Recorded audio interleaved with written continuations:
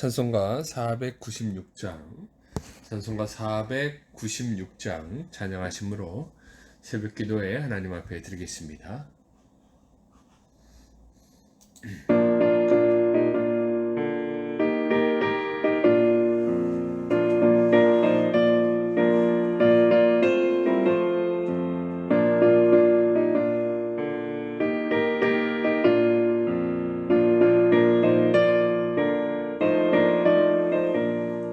새벽부터 우리 살아남으로써 저녁까지 시리 누려봅시다. 열매 찾아 읽어 곡식 거둘 때에 기쁨으로 하늘 거두리로다. 거두리로다. 거두리로다. 기쁨으로 하늘 거두리로다. 거두리로다. 거두리로다. 기쁨으로 하늘 거두리로다. 비가 오는 것과 바람 부는 것을 겁을 내지 말고 꾸려봅시다. 일을 마쳐놓고 곡식 거둘 때에 기쁨으로 하늘 거두리로다. 거두리로다. 거두리로다. 기쁨으로 하늘 거두리로다. 거두리로다. 거두리로다.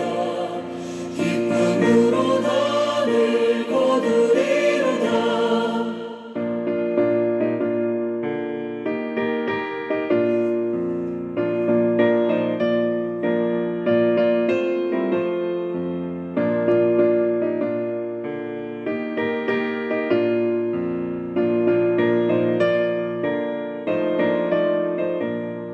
씨를 뿌릴 때에 나지 아니할까 염려하는 심히 애탈지라도 나중 예수께서 칭찬하시리니 기쁨으로 나를 거두리로다.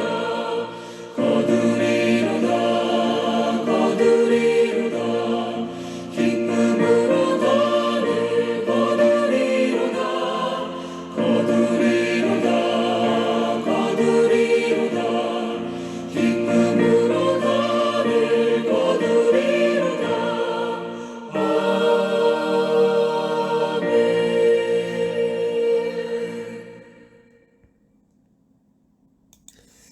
하나님의 말씀 함께 보겠습니다. 오늘 우리에게 주신 하나님의 말씀 잠언 21장 11절에서 15절까지 보겠습니다. 잠언 21장 11절에서 15절까지 말씀입니다. 우리 함께 읽습니다. 거만한 자가 벌을 받으면 어리석은 자도 지혜를 얻겠고 지혜로운 자가 교훈을 받으면 지식이 더하리라. 의로우신 자는 악인의 집을 감찰하시고 악인을 환난에 던지시느니라. 귀를 막고 가난한 자가 부르짖는 소리를 듣지 아니하면 자기가 부르짖을 때에도 들을 자가 없으리라. 은밀한 선물은 노를 쉬게 하고 품 안의 뇌물은 맹렬한 분을 그치게 하느니라. 정의를 행하는 것이 의인에게는 즐거움이요 죄인에게는 패망이니라. 아멘. 기도하겠습니다. 하나님 감사합니다. 오늘도 이 귀한 새벽을 우리에게 허락하시고 하나님 말씀 앞에 서게 하시니 감사합니다. 날마다 주의 말씀을 사모하는 삶을 살게 하시고 날마다 주님만을 의지하는 그러한 삶이 우리의 삶이 되게 하여 주시옵소서. 주님, 우리는 주님의 은혜가 간절히 필요합니다. 날마다 주님이 주신 그 은혜로 살게 하시고 그 은혜를 붙들며 사는 믿음의 성도가 되게 하여 주시옵소서. 주님, 이 어려움의 시기를 잘 이겨낼 수 있도록 극복할 수 있도록 하나님 도우시고 인도하여 주시옵소서. 성도의 신앙이 온전히 회복되어지며 교회의 예배가 온전히 회복되어질 수 있도록 하나님 은혜를 더하여 주시옵소서. 주님, 날마다 주님을 의지하며 살아갑니다. 오늘도 이 말씀 붙들고 나아가길 원하오니 하나님의 말씀을 통해 우리 안에 깨닫는 은혜가 있게 하시고 또한 주님 앞에 간절히 기도하여 응답받는 놀라운 은혜가 우리에게 또한 함께 있게 하여 주시옵소서. 예수님의 이름으로 기도드리옵나이다. 아멘. 오늘 읽은 본문의 말씀은 지난 시간에 이어서 지혜자와 우매자의 특징적 대인 관계에 대한 내용이 나옵니다. 11절부터 15절까지의 말씀 한 절씩 살펴보면서 지혜자와 우매자가 어떠한 모습을 하고 사는지, 그 모습에 어떠한 특징이 있고 또한 어떠한 결말이 있는지 그것을 살펴보므로 우리 안에 또 지혜롭게 살기로 결단하는 그 결단과 은혜가 있기를 소망합니다. 11절 봅니다. 거만한 자가 벌을 받으며 어리석은 자도 지혜를 얻겠고 지혜로운 자가 교훈을 받으면 지식이 더하리라 말씀합니다. 이 말씀은 훈계와 징계는 다른 사람에게 훌륭한 교육 수단이 됨을 말씀하고 있는 내용입니다. 이 거만한 자가 벌을 받으면이라고 합니다. 이 거만한 자는 악한 일을 행한 악인을 말합니다. 이 악인은 반드시 벌을 받습니다. 그런데 그 벌을 받게 되면 그 벌 받는 모습을 어리석은 자가 보고 저러한 모습은 악한 모습이구나. 저러한 일을 행하면 벌을 받게 되는구나. 그러한 것을 깨닫는 지혜를 얻을 수 있다라는 겁니다. 그렇기 때문에 이 거만한 자가 벌을 받고 징계를 받는 것은 마땅한 일이다라는 거예요. 본인도 깨달을 수가 있고 또한 주변에 있는 어리석은 자들도 깨달을 수가 있기 때문입니다. 또한 지혜로운 자가 교훈을 받으면 지식이 더하리라 말씀합니다. 이 지혜로운 자는 스스로가 교훈을 받게 됩니다. 이 지혜로운 자의 특징이 무엇입니까? 자신을 인정하고 주변의 소리에 귀를 기울여서 자신의 죄와 자신의 잘못을 깨닫는 그것이 바로 지혜로운 자의 특징입니다. 이 특징은 스스로 교훈을 받아서 그것이 지식이 되어지는 그러한 은혜를 입게 됩니다. 그래서 우리는 징계를 당하는 자가 아니라 지혜로운 자가 되어서 스스로 깨닫고 교훈을 통해 지식을 얻는 그러한 삶이 우리의 삶이 되어야 합니다. 12절에 보면 의로우신 자는 악인의 집을 감찰하시고 악인을 환난에 던지시느니라 말씀합니다. 여기서 의로우신 자는 누구냐? 바로 하나님을 의미하죠. 의로우신 하나님께서는 악인의 집을 감찰하신다라고 하세요. 이 악인의 집을 감찰하신다라는 것은, 이 집이라는 것은 사람의 인생을 이야기합니다. 즉, 그 악인과 악인의 모든 삶, 또한 그 안에 있는 모든 소유, 그 모든 것을 하나님께서 감찰하신다라는 거예요. 어떻게 사는지, 어떻게 소유를 모았는지 하나하나를 하나님께서 다 지켜보신다라는 겁니다. 그리고 어때요? 그 안에 악이 있으면 악인을 환난에 던지신다라고 해요. 즉, 그 결과에 대한 벌을 반드시 하나님께서 주신다라는 겁니다. 이 말씀을 통해서 우리가 무엇을 알 수 있습니까? 하나님 앞에 영원히 감출 수 있는 악은 없습니다. 왜요? 하나님은 다 모든 것을 감찰하시기 때문입니다. 그렇기 때문에 우리는 어떻게 해야 됩니까? 이 말씀을 깨달은 자는 하나님 앞에 감추려고 하는 것이 아니라 하나님 앞에 모든 것을 다 내어놓아야 합니다. 물론 악인의 삶을 살지 않고 악인의 그 악을 행하지 않는 것이 우선이 되어야 되겠죠. 그러나 더 중요한 것은 하나님 앞에 감추지 말아야 된다라는 거예요. 감춤이 없이 모든 것을 다 내려놓을 때 그때 우리는 하나님으로부터 용서도 받게 되고 자비도 경험하게 되고 하나님의 그 은혜를 우리가 경험할 수 있어요. 이 특별히 긍휼의 은혜를 우리가 누릴 수 있게 됩니다. 그렇기 때문에 우리는 하나님 앞에 모든 것을 다 내어놓는 그러한 삶이 되어야 합니다. 13절에 귀를 막고 가난한 자가 부르짖는 소리를 듣지 아니하면 자기가 부르짖을 때에도 들을 자가 없으리라 말씀합니다. 이 귀를 막고 가난한 자의 이 부르짖는 소리를 듣지 아니한다라고요. 이것은 무엇입니까? 스스로가 의도적으로 가난한 자들이 도움을 요청하는 소리를 의도적으로 거절하는 모습을 말해요. 악한 모습이겠죠. 이러한 악한 모습을 행하면 결국 어떻게 되냐? 자기가 부르짖을 때, 즉 자기가 어떠한 도움이 필요한 순간이 왔을 때, 주변에 도움을 요청했을 때 어때요? 그 소리를 들을 자가 없다라는 거예요. 즉 자기를 도와줄 자가 아무도 없다라는 겁니다. 남의 어려움을 외면하는 이 무자비한 우매자, 지혜롭지 못한 자는 그와 똑같은 결과를 맞이할 수밖에 없다라는 겁니다. 우리는 그래서 어떤 자가 되어야 됩니까? 이웃의 부르짖는 소리를 외면하는 자가 되어서는 안 됩니다.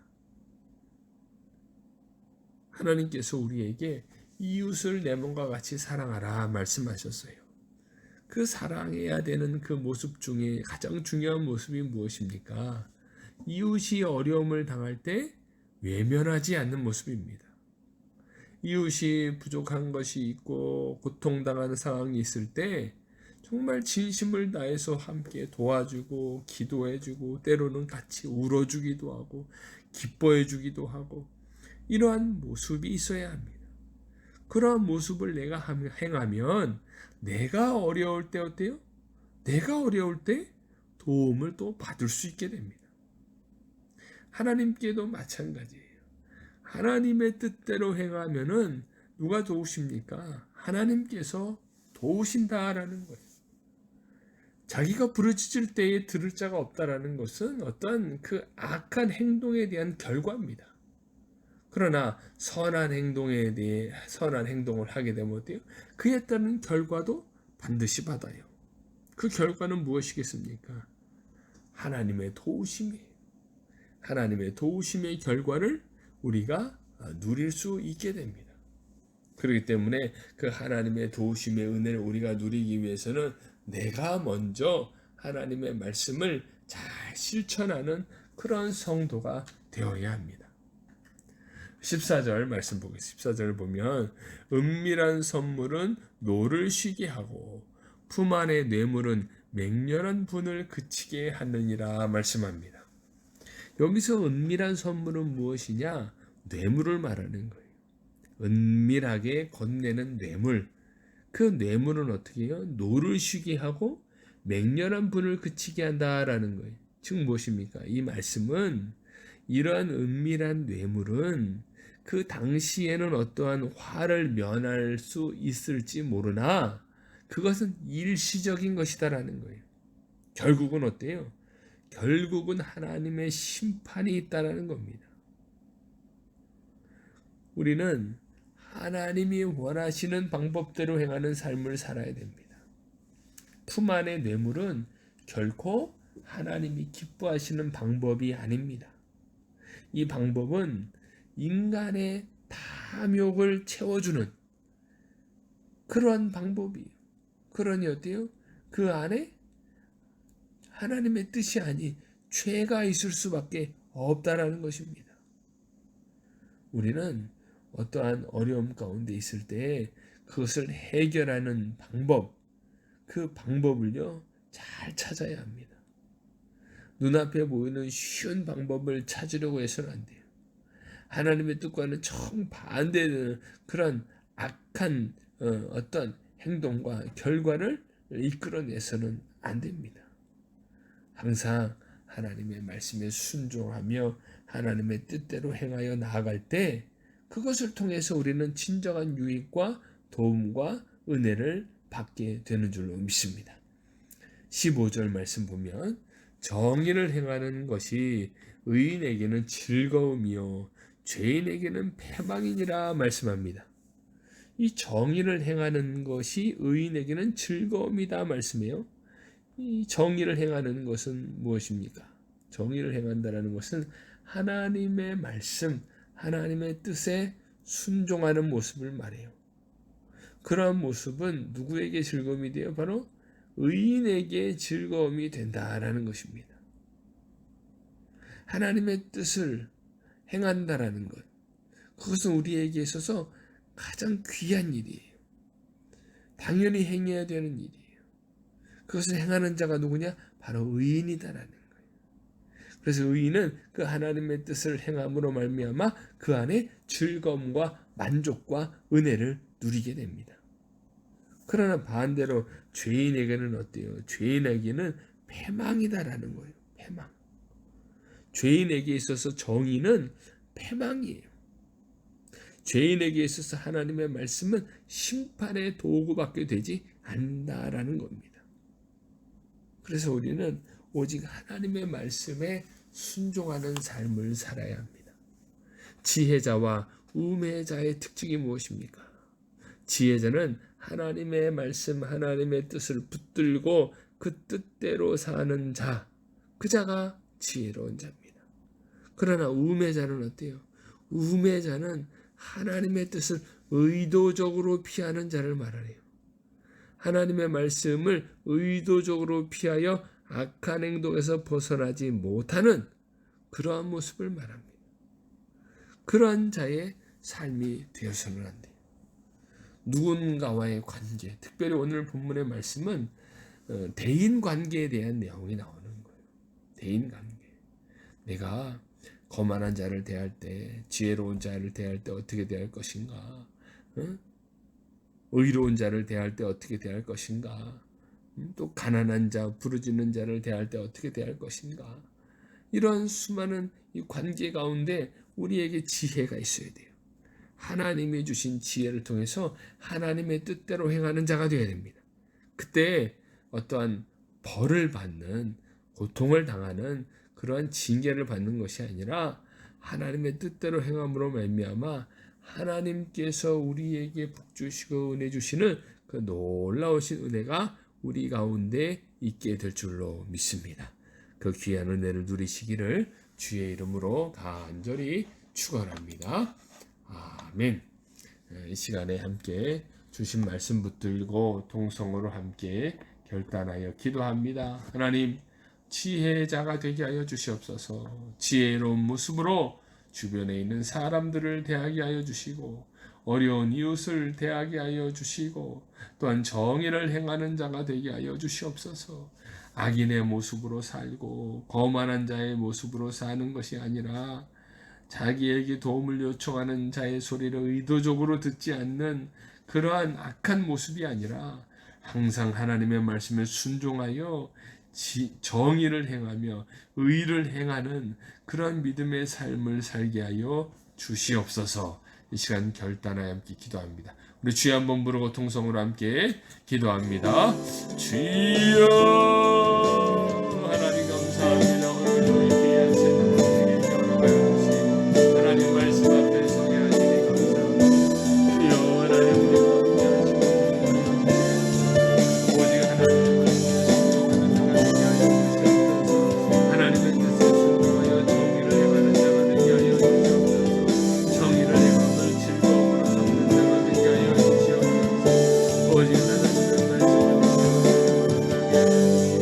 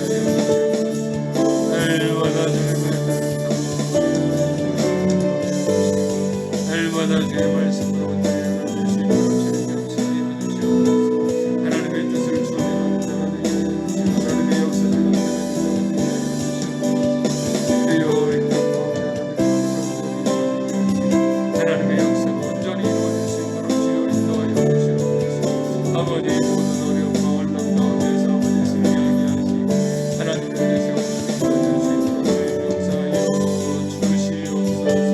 그들을 주님의 뜻을 내가 모르는 자 이 땅에 하나님의 대답을 이루게 하시 하나님의 역사가 나타날 수 있도록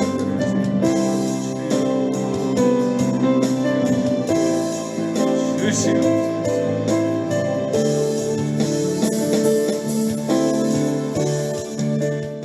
하나님 감사합니다. 오늘도 귀한 새벽을 깨우시고 하나님의 말씀을 대하게 하시니 감사합니다.